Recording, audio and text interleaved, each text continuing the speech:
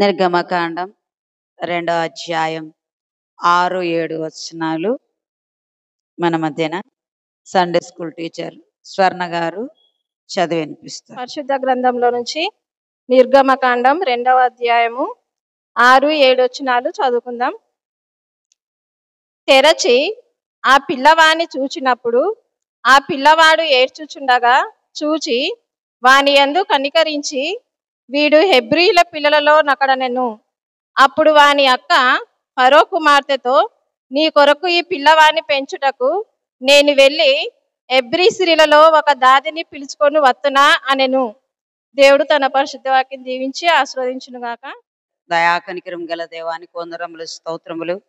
జీవం కలిగిన దేవానికి వందనాలు, స్తోత్రాలు. నాయన ప్రియా పరలోకపు తండ్రి, నా సొంత జ్ఞానంతో నేను బోధించక పరలోక జ్ఞానం చేత పరిశుద్ధతో సమాధానముగా తండ్రి మరి ప్రభా లోబడేటట్టు కనికరపడమని సన్నిధులు ప్రార్థిస్తున్నాను.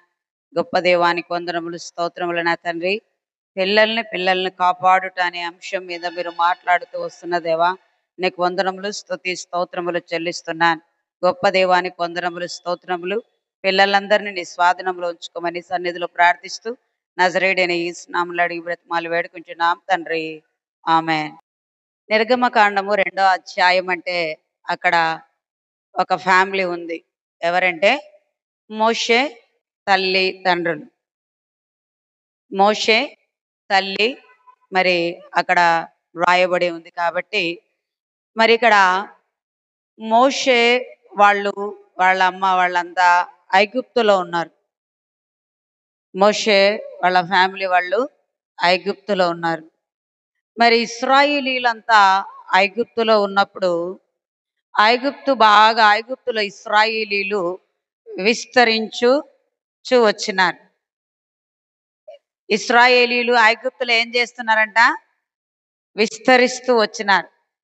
వారు చక్కగా వారి పిల్లలంతా విస్తరిస్తూ వచ్చినప్పుడు అక్కడ ఒక రాజుకి కోపం వచ్చింది. ఏ రాజు అంటే ఫరో రాజు. ఆ ఫరో రాజుకి కోపం వచ్చి ఏం చేసినాడంటే, ఫరో రాజుకి అసూయ పుట్టింది.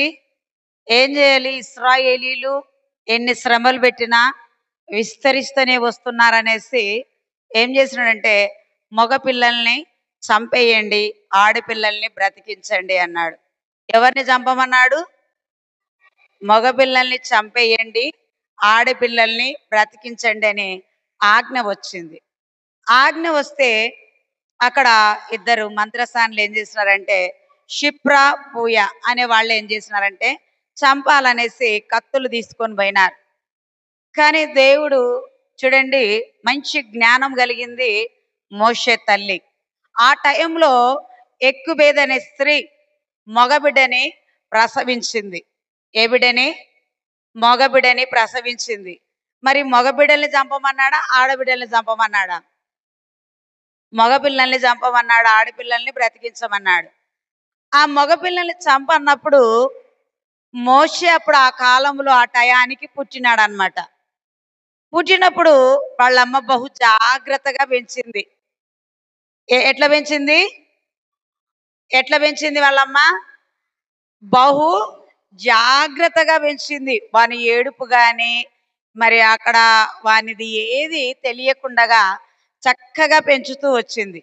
పెంచుతూ 3 నెలలు పడింది. మోషేకి ఎన్ని నెలలు పడినాయి? 3 నెలలు పడినాయి. ఆ 3 నెలలు పడిన తర్వాత పిల్లోని ఏడుపు ఎక్కువైపోతుంది అనేసి తను ఏం చేసింది? మంచి జ్ఞానం కలిగింది. ఏ జ్ఞానం కలిగింది? మంచి జ్ఞానం కలిగి ఏం చేసింది? ఒక జమ్ము తీసుకుందంట. ఏం తీసుకుంది? జమ్ము తీసుకుంది. ఆ జమ్ము తీసుకొని ఆ జమ్ముకి జిగటమన్ని తీసుకొని కీలు పూస్తూ పెట్టె తయారు చేసింది. ఏం తీసుకుంది? మొట్టమొదటిగా జమ్ము తీసుకుంది. ఆ జమ్ముకి ఏం పూసింది? జిగటమన్ను కీలు పూసింది. ఆ పెట్టె తయారైంది. ఆ పెట్టెలో ఎవరిని పెట్టినారు? మోషేని పెట్టినాడు. మోషేని పెట్టింది వాళ్ళమ్మ. మోషేని పెట్టి నైలు నది ఒడ్డులో ఆ ఒడ్డు పక్కన జమ్ము ఉందంట. నైలు నది. ఏ నది? బాగా వినండి. ఏ నది? నైలు నదిలో ఇడ్సల ఒడ్డు పక్కన, మీరు బాగా చదవండి ఇంటికెళ్ళి, ఒడ్డు పక్కన ఆ పక్కనున్న జమ్ములో పెట్టిందంట. ఫస్ట్ ఎక్కడ ఇడ్చింది? ఒడ్డు, సముద్రం ఒడ్డు. తర్వాత ఆ ఒడ్డున జమ్ము ఉందంట, ఆ జమ్ములో పెట్టిందంట. ఆ జమ్ములో పెట్టినప్పుడు తల్లి లేదు అక్కడ. ఎవరున్నారు అక్కడ? వాళ్ళ అక్క. వాళ్ళ అక్క ఎవరంటే మిరియాము. అప్పుడు మిరియాం కూడా సండే స్కూల్ పిల్లవలే ఉందంట. పెద్దది కాదు వాళ్ళక్క. వాళ్ళక్క చాలా చిన్న పిల్ల. వాళ్ళ అమ్మ వెళ్ళిపోయిన తర్వాత ఆ జమ్ము పెట్టె దగ్గర ఆ జమ్ము కాడ నిలబడి కనిపెడుతూ ఉందట. ఎవరిని? పెట్టెలు ఎవరున్నారు? పెట్టెలు ఎవరున్నారు? మిరియంకి మోషే ఏమవుతాడు? తమ్ముడు. తమ్ముడు. చూడండి, పిల్లల్ని కాపాడినట్టనే కదా. మన అంశం ఏది అంటే పిల్లల్ని కాపాడుట. వాళ్ళ అక్కకి ఎంత జ్ఞానం ఉంది చూడు. అమ్మ నువ్వు పర్వాలేదు, నువ్వు వెళ్ళిపో, తమ్ముని నేను కనిపెడతా, తమ్మునికి ఏ ఆపద రాకుండా నేను చూసుకుంటా, ఎవరన్నా తీసుకునేంత వరకు నేను ఇక్కడే ఉంటా కాపలా. మరి మన అమ్మ వాళ్ళు ఎవరైతే ఇంటికి పెద్ద కుమారుడుగా ఉంటారో ఆ పిల్లల మీద ఇడిచిపెట్టి చిన్న పిల్లల్ని వదిలిపెట్టిపోతే నువ్వేం చేయాలా? ఇంట్లో ఎవరు పెద్దోళ్ళు? మీ ఇండ్లలో మీ ఇంట్లో పెద్దన్నలు ఎవరు? పెద్ద అక్కలు ఎవరు? మరి మీ ఇంట్లో మీ అమ్మ వాళ్ళు మీ తమ్ముళ్ళని చెల్లెళ్ళని మీ దగ్గర వదిలిపెట్టిపోతే మీరేం చేయాలా? వాళ్ళని ఎక్కడ పోకుండగా, ఏ ప్రమాదంలోకి వెళ్ళకుండగా కాపాడాలనా కాపాడకూడదా? కాపాడకూడదా? ఆ చిన్న పిల్లోని కాపాడింది. మనం కాపాడుతున్నామా? నిజంగా గత మాసం ఏది? అక్టోబర్ మాసం అంతా మనల్ని కాపాడినాడు దేవుడు. మిరియాముని మోషే ఎలా కాపాడినాడో యేసుక్రీస్తు ప్రభుల వారు మనకి జ్వరాలు వచ్చినా, వ్యాధులు వచ్చినా కదా, రోగాలు వచ్చినా, రంపలు వచ్చినా, యాక్సిడెంట్లు అయినా కదా, ఎన్నో ప్రమాదాలలో నుంచి మనం దప్పని కింద పడినా, ఎన్ని జరిగినా దేవుడు ఎంత బాగా కాపాడుకుంటూ వచ్చినాడు చూడు. అలాగే ఈ పిల్లోని కూడా ప్రమాదంలో ఉన్నాడు. నదిలో వదిలిపెడితే కొట్టుకొని పోతారా? పోరా? కానీ వాళ్ళ అమ్మ ఎంత తెలివి చూడు. నదిలోకి వదల్లా. ఎక్కడ పెట్టిందంట? ఏటి ఒడ్డున జమ్ములో ఉంచెను అని ఉంది. ఎక్కడ ఉంచిందంట వాళ్ళమ్మ?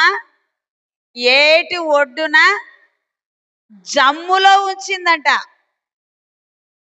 మనమైతే ఏట్లో పాడేస్తే పోతుంది? బాగా కొట్టుకొని పోతుంది. అలాగే వాళ్ళ అక్క ఏం చేసిందంట? ఆ ఒడ్డు కాడ నిలబడిందట. మా తమ్ముడిని ఎవరు తీసుకుంటారో, ఏమైనా ముసళ్ళు వస్తాయో, ఏ పాములు వస్తాయో, మా తమ్ముడిని నేను కాపాడుకోవాలనేసి అక్కడ నిలిచిండి చూస్తా ఉంటే అక్కడికి ఫరో కుమార్తె వచ్చిందంట స్నానం చేయడానికి. ఎక్కడికి? ఏ నది దగ్గరికి? ఏ నది అది? నైలు నది. ఏ నది? నైలు నది దగ్గరికి వచ్చిందంట. స్నానం చేయడానికి వస్తుంటే పిల్లోని ఏడుపిన పడిందంట. అబ్బాయి ఎంత బాగున్నాడు వీడు అనేసి టక్కన పిల్లోని తీసేసుకుందంట. ఎంత అందంగా ఉన్నాడు వీడు, హెబ్రీల పిల్లోని లక్కున్నాడు అనేసి ఆ ఎర్ర బట్టను తీసేసి ఏం చేసిందంట, దబ్బని తీసుకొని ఇట్లా పెట్టుకొని ఎంత చక్కగా ఉన్నాడు ఈ పిల్లోడని ముద్దులాడుతుంటే వెంటనే మిరియాం పోయి, అమ్మ వీనికి పాలు కావాలి కదా, ఒక తల్లి కావాలి కదా, హెబ్రీ స్త్రీలలో నుంచి ఒక తల్లిని తీసుకొస్తా అని ఒక తల్లిని తెచ్చింది. ఆ తల్లి ఎవరు? వాళ్ళ అమ్మే. ఎంత జ్ఞానం ఉంది చూడండి మిరియాంకి. చిన్న పిల్లోని కాపాడింది. అదే మిరియాము నాకేం పట్టింది మా తమ్ముని గురించి, మా అమ్మ ఉంది కదా, మా నాన్న ఉన్నాడు కదా, మా అన్న ఉన్నాడు, వాళ్ళ అన్న అహరోను, వాళ్ళ అన్న బాధ్యత తీసుకోలే, చెల్లి అక్క బాధ్యత తీసుకుంది. చూడు, పిల్లోని కాపాడినట్టనా లేదా? ఎంత మైండ్ చూడండి.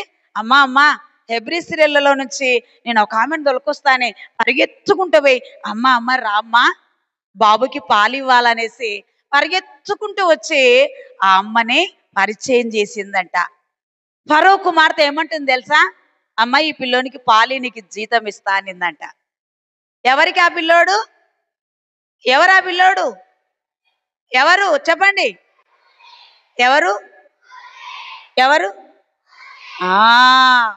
మోషే వాళ్ళ మిరియాము వాళ్ళ అక్క కనిపెట్టి వాళ్ళ తమ్ముని కోసం శ్రమపడి ఎంత బాగా చేసింది చూడండి. సహాయం చేసింది, చనిపోతున్న బిడ్డకి జీవం ఇచ్చింది. అసలు వాళ్ళ అక్క లేకపోతే వాళ్ళ అమ్మ అక్కడుంటే నువ్వు హెబ్రీ స్త్రీ కదా అనేసి ముట్టుకునే వాళ్ళు కాదేమో. అందుకే పిల్లల్ని మనము కాపాడేవారిగా ఉండాలా. మనం ఇంటికి పెద్ద కుమారుడై ఉండొచ్చు, పెద్ద కుమార్తె ఉండొచ్చు, మనకి తల్లిదండ్రులు పొలం పనికి వెళ్ళొచ్చు, మరి ఈ ఊరు వదిలిపెట్టి వేరే ఊరికి వెళ్ళిపోయి ఉండొచ్చు. మనం ఏం చేయాలి? ఇంట్లో పిల్లల్ని ఏం చేయాలి? పిల్లలం మనము మన చెల్లెళ్ళని మన అక్కలని మనము కాపాడుకునే వారిగా. మోషేని కాపాడిందా లేదా మిరియం? కాపాడిందా? వాళ్ళ అమ్మని పిలుచుకొచ్చిందా? బాధ్యత అప్పచెప్పేసింది. మరి మరణములో నుంచి పునరుద్ధానమును దయచేసింది. ఎంత గొప్ప మనసుంది చూడండి. ఈనాడు మనం కూడా చక్కటి మంచి మనసు ఉండాల. మనకి ఏదైనా 2 పెన్నులు తెస్తే చెల్లికి తమ్మునికి ఇచ్చే గుణం ఉండాల.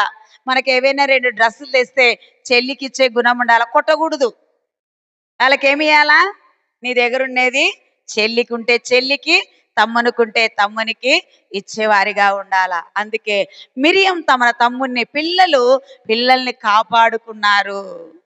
అలాగే పిల్లలుగా పెద్దలను కాపాడినారు. పిల్లల్ని పెద్దలు కాపాడినారు సువార్త చెప్పి. ఎవరంటే 2వ రాజుల గ్రంథం 5వ అధ్యాయంలో ఇశ్రాయేలు చిన్నది. ఎవరు ఆ చిన్నది?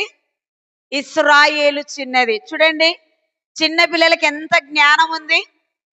ఆ ఇశ్రాయేలు చిన్నది వాళ్ళ ఇంట్లో స్వార్థ ప్రకటించకపోతే నయమానికి స్వస్థత ఉండేదే కాదు. పిల్లలు కాపాడుతున్నారు ఈనాడు. మీరు కాపాడాలా?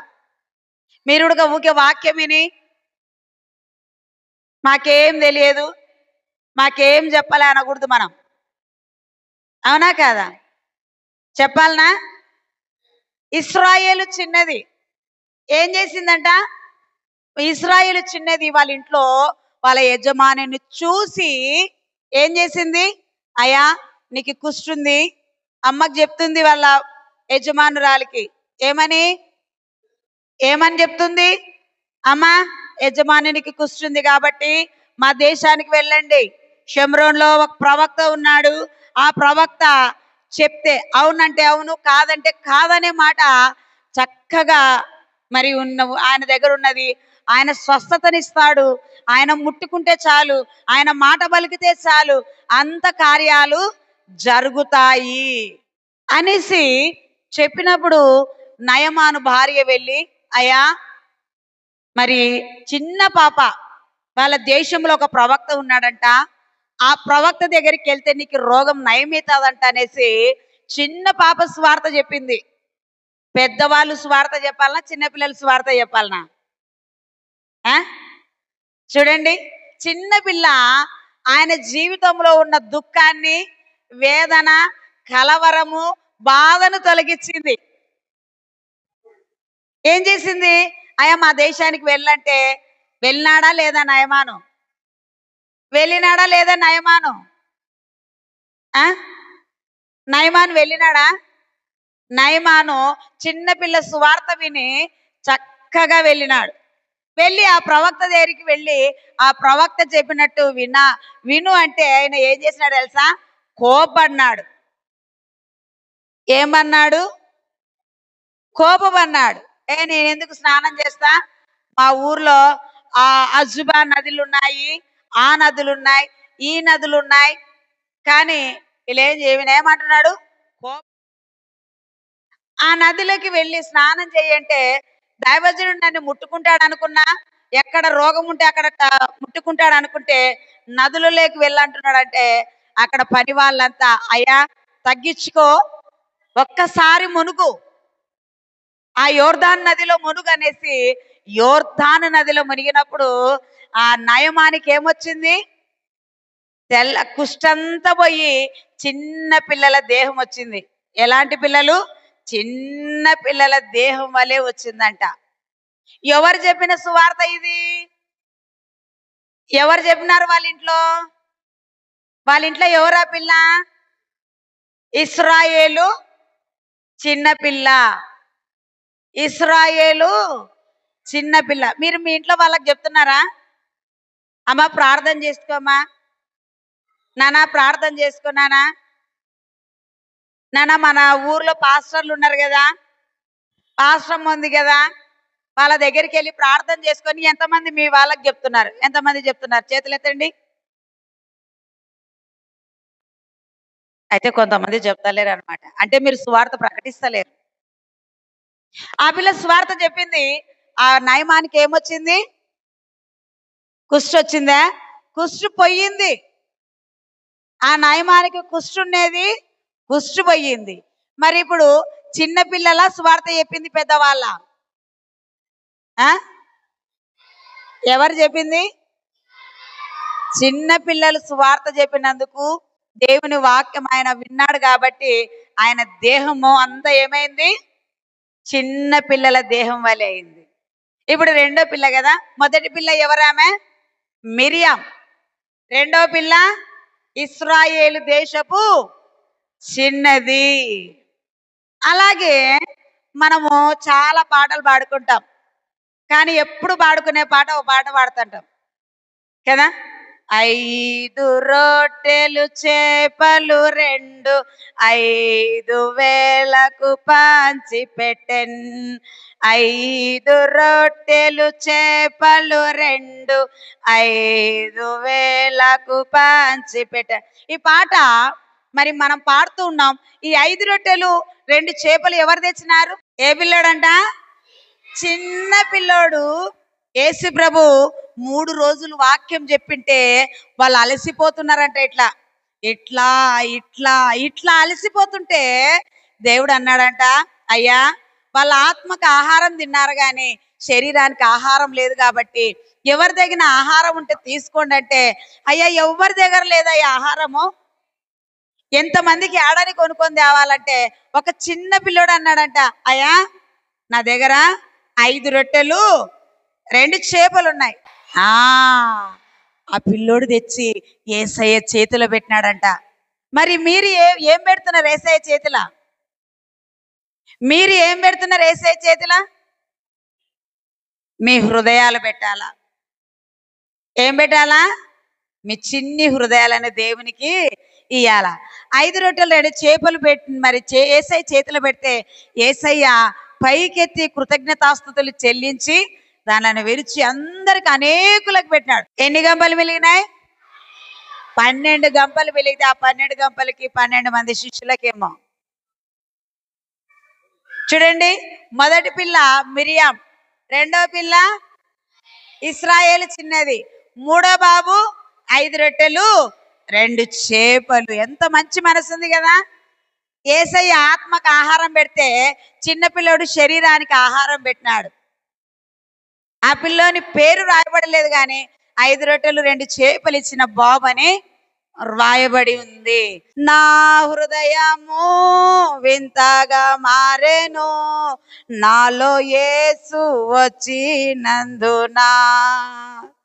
ఈ సంతోషము నీకు కావలెనా? ఈ సంతోషము నీకు కావలెనా? కావాలనా నీ సంతోషము? యేసయ్య చేతిలో నీ హృదయం పెడితే నీ హృదయం ఇలా ఏముంటది? సంతోషం ఉంటుందా ఉండదా? 4వ పిల్ల అపోస్తుల కార్యంలో 4వ పాప మరి రోదే. ఎవరా పాప? రోదే. ఫస్ట్ పాప పేరు ఏం పేరు? ఏం పేరు? రెండో పాప పేరు ఇస్రాయేలు చిన్నది. మూడో బాబు 5 రొట్టెలు 2 చేపలు. నాలుగో పాప రోదే. రోదే వాళ్ళందరూ ప్రార్థన చేస్తుంటే ఏం చేస్తుందంట? కనిపెడుతూ ఉందంట. అక్కడిక్కడికి చూస్తా తిరుగుతా ఉందంట. అక్కడ పేతురు చెరసాల నుంచి దేవుని దూత విడిపించి వాళ్ళ ఇంటికి పంపిస్తే పేతురు తలుపు కొడుతున్నాడంట. ఏం కొడుతున్నాడంట? తలుపు కొడుతున్నాడంట. తలుపు కొడుతుంటే ఎవ్వరు వాకిలు తీయడం లేదంట. వింటుందంట. వాళ్ళకి పోయి చెప్పిందంట ప్రార్థన చేసే వాళ్ళకి, అయ్యా అయ్యా పేతురు వచ్చినాడు రండి తలుపు తీసిరంటే, ఏ పిచ్చిదానా నువ్వు ఊకే ఉండు, పేతురు వస్తాడు. పేతురు ఎక్కడున్నాడంట? చెరసాలలో ఉన్నాడంట. పేతురు ఎక్కడున్నాడు? చెరసాలలో ఉన్నాడంట.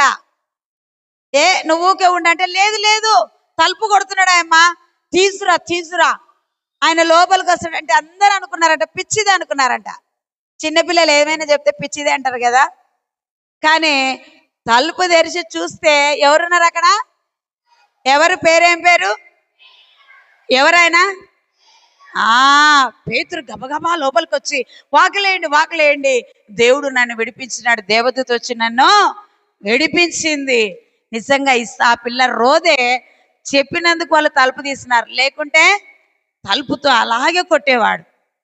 చూడండి, చిన్న పిల్లలు కూడా దేవుడు వాడుకుంటాడు. అందుకే భక్తి శ్రద్ధలతో మనం దేవుని ఇంటికి వచ్చి వాక్యం వినకుండా పోతే మనకు కూడా ఏమొస్తాయి తెలుసా? తెలివి ఉండదు, జ్ఞానం ఉండదు. అందుకే మనం ఏం చేయాలా? మనము దేవుని మాట వినేవారిగా ఉండాలి. పిల్లలు కాపాడినారా లేదా? పిల్లలు పెద్దవాళ్ళని కాపాడి ఉంటున్నారు. మీరు కూడా మన తల్లిదండ్రులకి ఏమైనా జరిగినప్పుడు మనం ఏం చేయాలా? కాపాడే వారిగా ఉండాలి. కొద్ది వాక్యం దేవుడు దీవించును గాక.